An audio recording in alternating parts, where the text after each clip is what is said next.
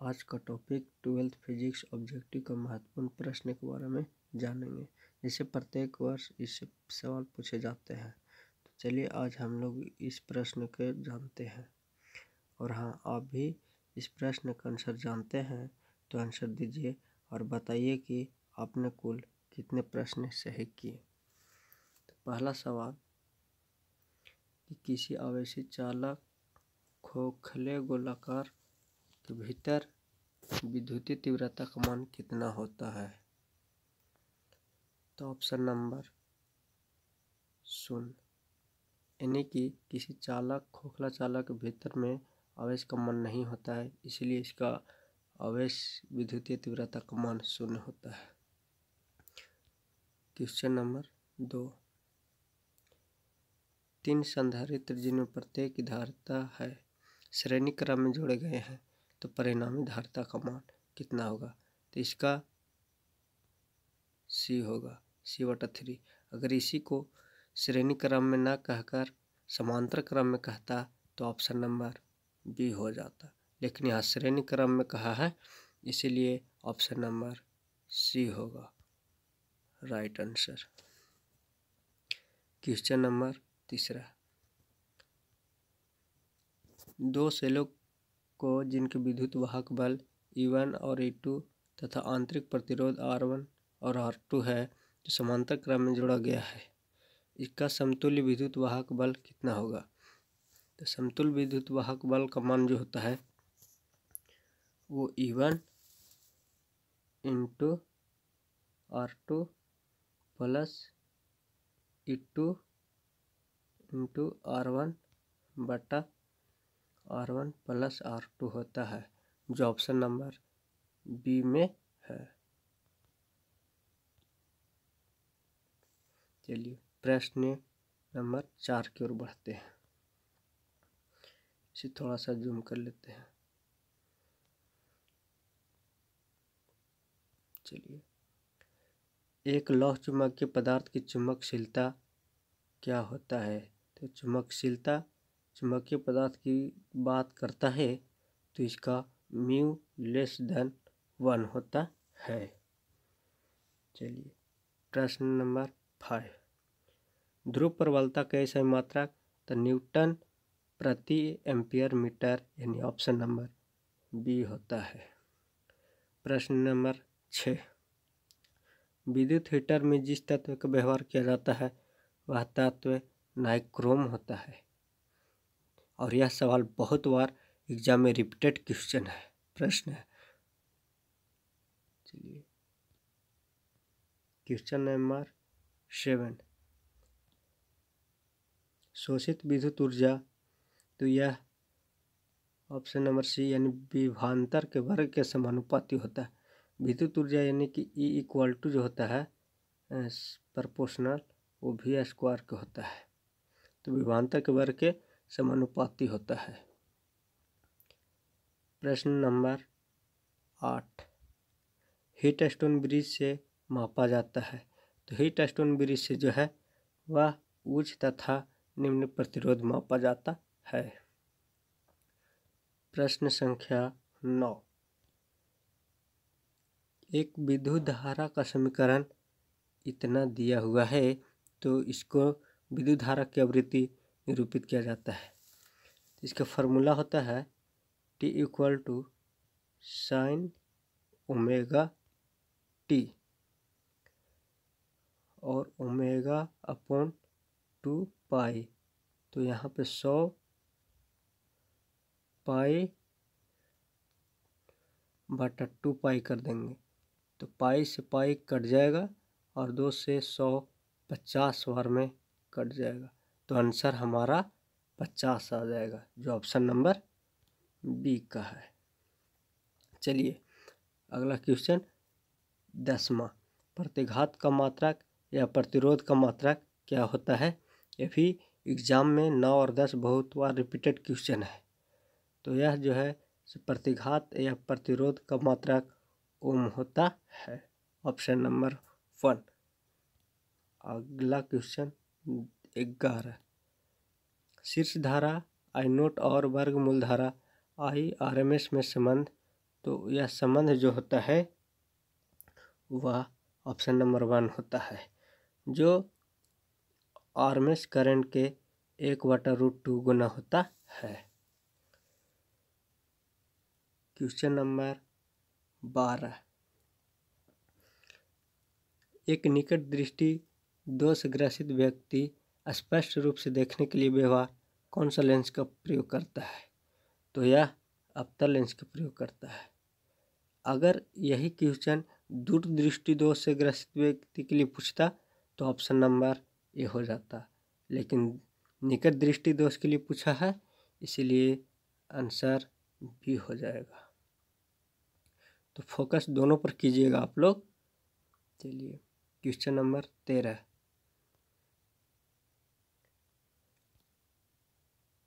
कांच से हवा में प्रवेश करते समय प्रकाश का क्रांति कोण सबसे कम किसका होता है?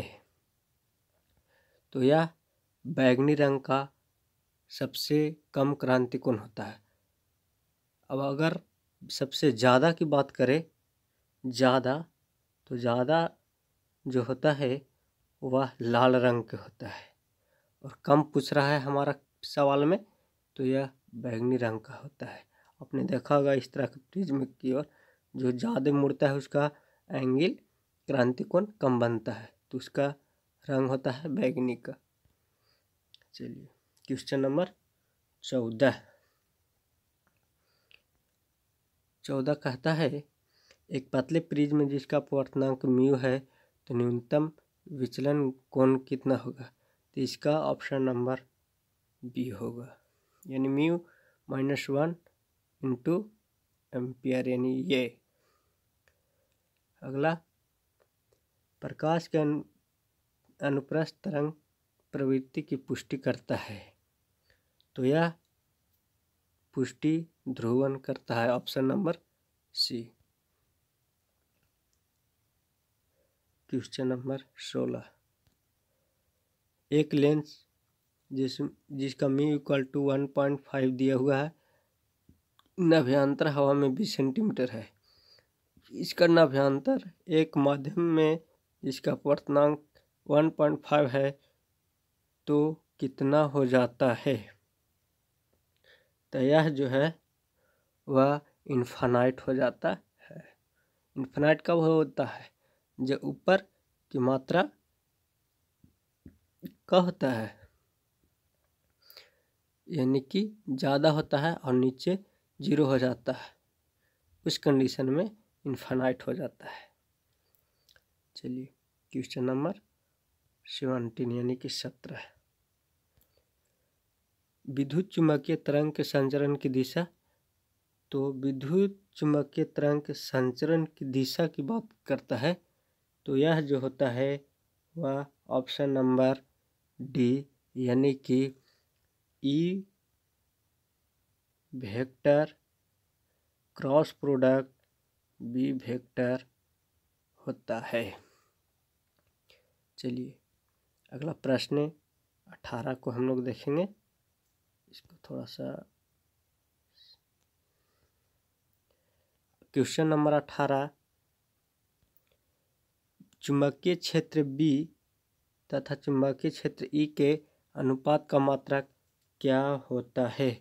तो इसका मात्रक जो होता है वह सेकेंड प्रति मीटर होता है, जो ऑप्शन नंबर बी का है, सेकंड प्रति मीटर। चलिए अगला क्वेश्चन 19, उत्सर्जित फोटो इलेक्ट्रॉन की ऊर्जा किस पर निर्भर करती है? तो यह धातु के कार्यफलन पर निर्भर करती है। अगर धातु के कार्यफलन ज़्यादा मात्रा में काम करता है तो वह उसका कार्यफलन ज़्यादा होगा और इलेक्ट्रॉन की ऊर्जा भी ज़्यादा होगा। अगर धातु के कार्यफलन कम होता है तो इलेक्ट्रॉन की ऊर्जा भी क्या होगा? कम होगा। चलिए क्वेश्चन नंबर 20 को देखते हैं। इनमें कौन आवेश रहित है? आवेश रहित कहने का मतलब होगा जिसको में आवेश नहीं रहता है। तो किसमें इसमें आवेश नहीं रहता है? तो आवेश जो है वह फोटोन में नहीं रहता है। बाकी अल्फा, बीटा और फोटोन ये तीनों में होता है, लेकिन फोटोन कण में नहीं होता है। क्वेश्चन नंबर हम लोग 21 को देखेंगे आगे। हाइड्रोजन स्पेक्ट्रम की कौन सी श्रेणी अवरक्त भाग में नहीं पड़ती है? तो यह जो है वह लाइमन श्रेणी में अवरक्त भाग में नहीं पड़ता है। बाकी ये तीनों भाग में अवरक्त भाग जो है से पड़ता है। क्वेश्चन नंबर हम लोग 22 देखेंगे। हाइड्रोजन परमाणु के प्रथम बोर कक्षा में इलेक्ट्रॉन की ऊर्जा जो है वो -13.6 इलेक्ट्रॉन वोल्ट है। तो दूसरी बोर कक्षा में इलेक्ट्रॉन की ऊर्जा कितनी होगी? तो यह जो होगा वह -3.4 इलेक्ट्रॉन वोल्ट ऑप्शन नंबर 1 होगा। कैसे आएगा चलिए देखते हैं। यह -13.6 को हम लोग 4 से डिवाइड करेंगे, ठीक है। तो यह जा कर के आप लोगों का 3.4 इलेक्ट्रॉन वोल्ट में कट जाएगा, इसलिए ऑप्शन नंबर 1 होगा। क्वेश्चन नंबर 23 को देखेंगे। जितने समय में किसी रेडियो एक्टिव पदार्थ की राशि अपने प्रारंभिक परिणाम की आधी हो जाती है उसे क्या कहते हैं?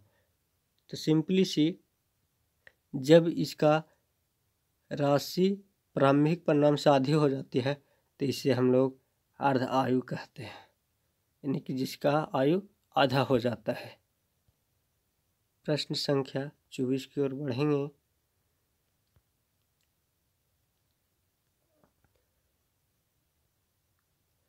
बीटा किरणें विक्षेपित होती है। बीटा किरणें किसमें विक्षेपित होता है? तो यह जो है से चुंबकीय एवं विद्युतीय क्षेत्र में विक्षेपित होता है। चलिए प्रश्न संख्या 25 को देखेंगे। एन टाइप का जर्मेनियम प्राप्त करने के लिए जर्मेनियम में मिलाया गया अपद्रव होना चाहिए। तो एन टाइप प्राप्त करने के लिए हम लोग पंच संयोजक का काम करते हैं और यह एग्जाम में बहुत बार रिपीटेड क्वेश्चन है। एन टाइप जर्मेनियम के लिए पंच संयोजक, और इसी क्वेश्चन के एक और तरह से पूछा जाता है, वहाँ पे आप लोगों का पी टाइप दे दिया जाएगा। पी टाइप का पूछेगा तो यह जो है से त्रिसंयोजक हो जाता है जब पी टाइप की बात करेगा तब। लेकिन यहाँ पे प्रश्न जो है वो एन टाइम का पूछ रहा है, इसीलिए ऑप्शन नंबर सी हो जाएगा।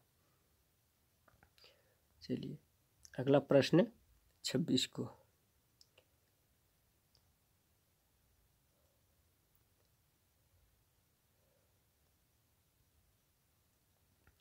छब्बीस कहता है डायोड का उपयोग करते हैं। तो डायोड का उपयोग मुख्य रूप से किस में करते हैं? प्रवर्धक में कि दोलक में, मॉड्यूलेटर में कि रेक्टिफायर में?